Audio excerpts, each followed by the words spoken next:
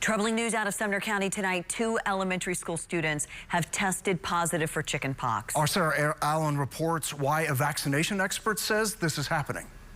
Just this afternoon, the Tennessee Department of Health confirmed there are 6 total confirmed cases of chickenpox in Sumner County.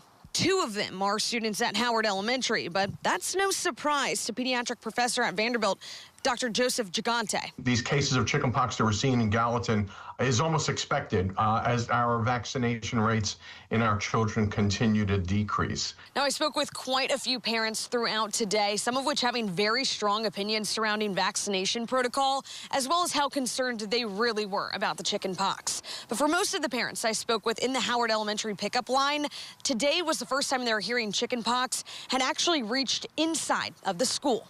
Dr. Gigante says while chickenpox usually can run its course for children with little to no complications, there's a greater concern for more severe and even deadly viruses they're seeing that typically are prevented by vaccines.